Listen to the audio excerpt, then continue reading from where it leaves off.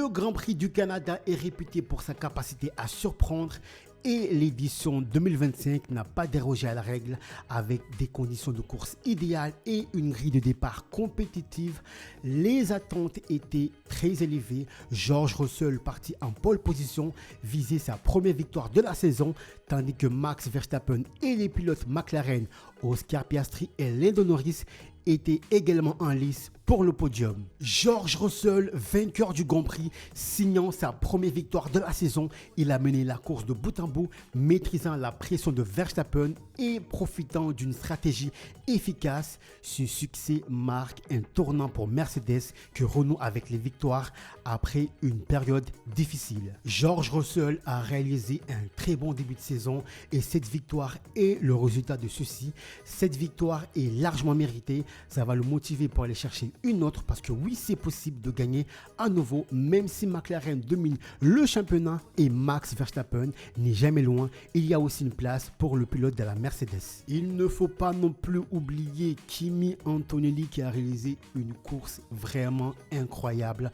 Troisième, il a réalisé une course remarquable, devenant le troisième plus jeune pilote à monter sur un podium en Formule 1. Sa performance souligne le potentiel de la relève chez Mercedes.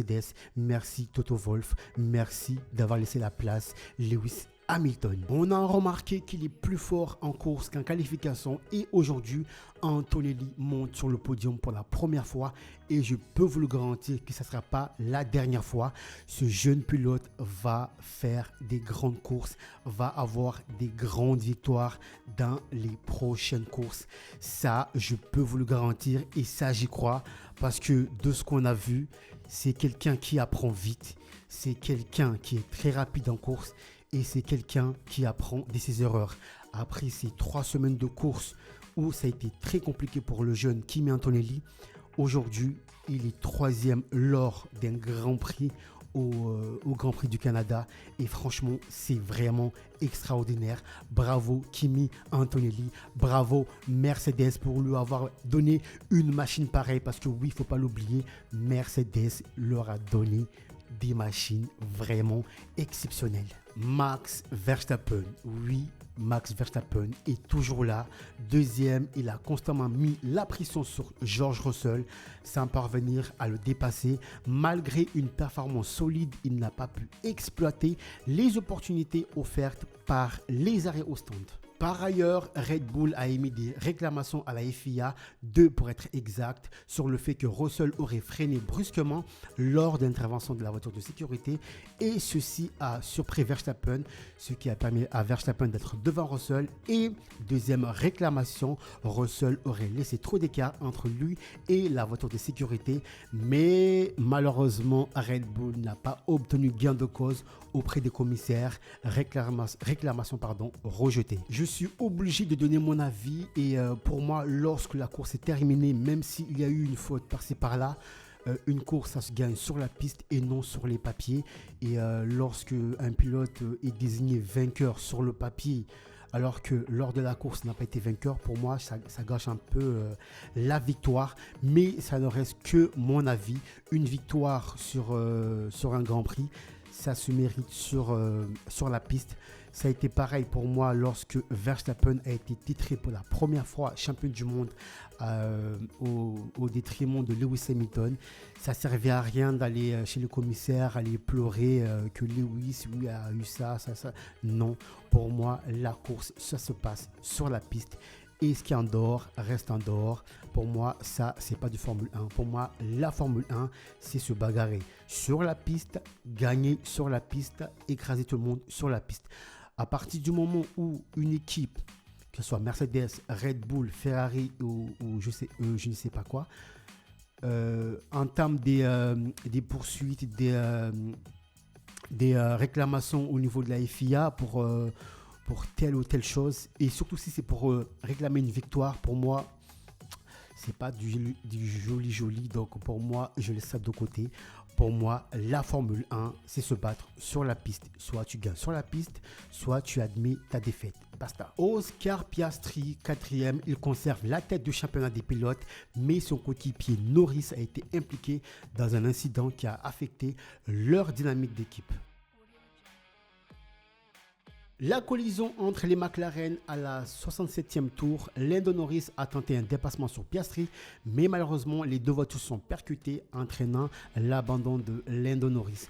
Norris a reconnu sa responsabilité dans l'incident, ce qui a mis à mal l'harmonie au sein de l'équipe. À la radio, Norris prend entièrement les responsabilités de cette collision. Je trouve que c'est très mature de sa part. Tout de suite après la collision, il a pris la radio et a dit à son équipe: les gars, c'est moi le fautif, c'est moi le fautif. Je trouve ça de la part de Norris très bon joueur. Et je pense qu'il est temps que McLaren désigne le pilote qu'elle veut mettre en avant pour le championnat pilote. Dans la logique des choses, ça devrait être Piastri. À cette collision, je m'y attendais, mais à partir de quel Grand Prix? On a eu la réponse hier. C'était au Grand Prix du Canada. Donc je pense qu'il est grand temps pour McLaren de désigner le pilote qu'il devrait mettre en avant. Et comme je le disais encore une fois, je pense que ça devrait être Piastri. Piastri a les épaules, a la tête pour gagner le championnat pilote, alors que Norris, il est un peu en difficulté. On a encore vu ça hier. Et je pense que McLaren devrait dérouler le tapis rouge pour Piastri et laisser la chance à Piastri de se battre jusqu'à la fin avec un Max Verstappen qui est très redoutable. Stratégie complètement ratée pour Ferrari. Je ne sais pas pour vous, mais c'est de plus en plus compliqué pour Ferrari en course. Aucun rythme, la stratégie ne suit pas. J'ai l'impression qu'ils ne savent plus où se donner la tête. C'est une année très compliquée. C'est une année catastrophique, non seulement pour Ferrari, mais aussi pour Hamilton. 10 Grands Prix et 0 podium pour le Britannique.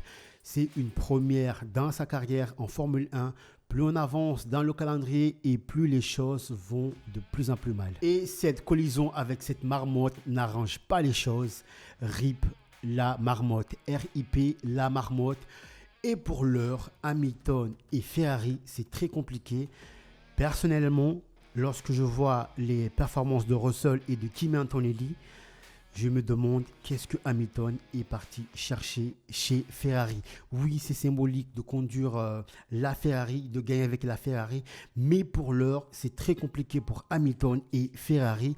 Et j'ai l'impression que cette année va être sacrifiée au détriment de l'année prochaine. Je dis ça, je dis rien. Je ne suis au courant de rien, mais j'ai comme l'impression que cette année, Ferrari et Hamilton, ça va aller de plus en plus mal. Je ne suis pas devin pour dire que oui, ceci et cela, mais c'est une impression parce qu'on nous a promis le mariage du siècle.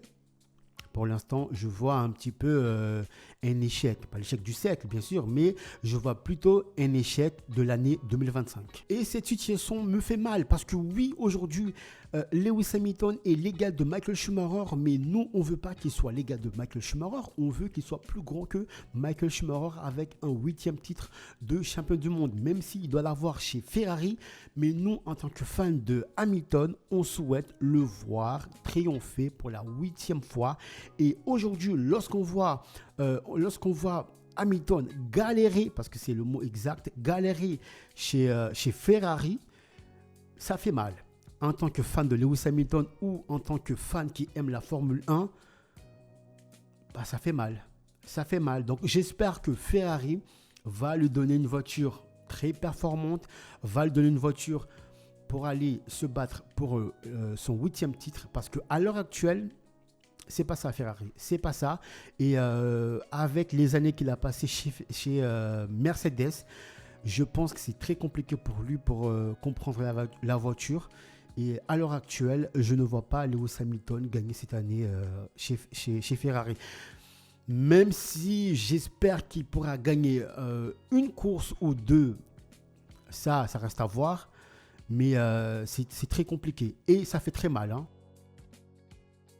La course a été marquée par une gestion efficace des pneus et des arrêts au stand. Mercedes a démontré une stratégie solide permettant à Russell et à Antonelli de maximiser leur performance. En revanche, McLaren a souffert de l'incident entre ses pilotes, tandis que Red Bull n'a pas su exploiter les opportunités de dépassement. Et oui, Verstappen n'a jamais su mettre en danger George Russell lors de ce Grand Prix. En bref, Ocon a réalisé une très bonne course et termine à la 9e place. En revanche, Gasly doit se contenter d'une 15e place. Week-end difficile pour le pilote de l'Alpine. Pareil pour notre rookie français Hadjar, un week-end à oublier. Pour conclure, le Grand Prix du Canada 2025 a été une course riche en enseignements.